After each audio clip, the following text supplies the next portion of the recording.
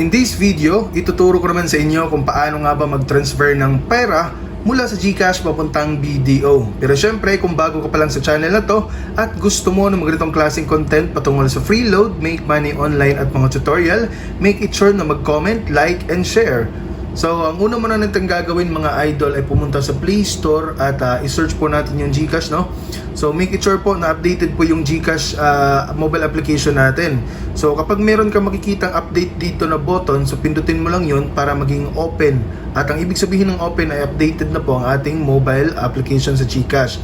Ang reason po kung bakit natin kailangang i-update yung mobile application natin ay para hindi po tayo maka-encounter ng mga glitch or mga problema sa pag-transact gamit tong mobile application na to, dahil syempre gumagamit po tayo or nagtatransact tayo gamit ang totoong pera. So make it sure na updated yung mobile application mo, tapos pindutin natin tong open para ma-redirect tayo ngayon doon sa login page. So kapag naka-login ka na, ma-redirect ka rin dito sa dashboard. So kapag nandito ka na sa dashboard, piliin lang po natin tong transfer. Tapos iselect po natin tong local kasi magta-transfer tayo papuntang BDO. So transfer money to a local bank account, pindutin natin tong local.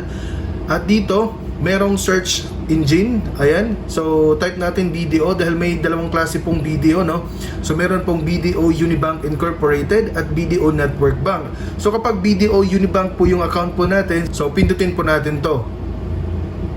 So dito, meron tayong mga information na kailangang pilapan. Number 1 is amount. So halimbawa, magta-transfer tayo ng 500 pesos. Yung account name is Turo PH. Sample lang po ito mga idol, no?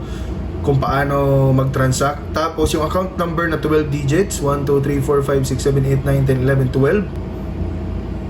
Ayan. So maglagay din tayo ng email. So makikita natin dito yung email is optional, pero para sa akin mandatory po dapat itong email na to, kasi para magkaroon tayo ng kopya ng resibo sa transaction na gagawin natin, para just in case na hindi po siya mag-reflect agad or ilang days hindi pa mag-reflect, meron tayong panghahawakan at pwede na po natin yung i-report sa GCash or sa BDO po. So kapag tama na, ayan, click natin tong send money at mapupunta tayo ngayon dito sa verification page.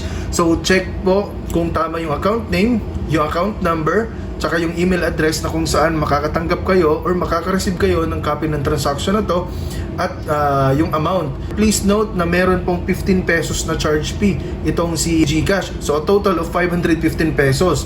And basahin din po natin dito that confirmed transactions will not be refunded. Please make sure that the account details and amount are correct. So kapag tama na lahat, pindutin mo lang tong I confirm that the details are correct at pindutin po natin tong pay 515 pesos. Automatic po yan, magre-reflect po agad dito in just 5 seconds, no? So dahil powered po siya ng InstaPay. Tapos na po yung transaction natin, so pwede po kayo mag-take screenshot at isend nyo po doon sa pinadalhan nyo. So I hope na nakatulong tong video to. Please make sure na mag-comment, like, and share.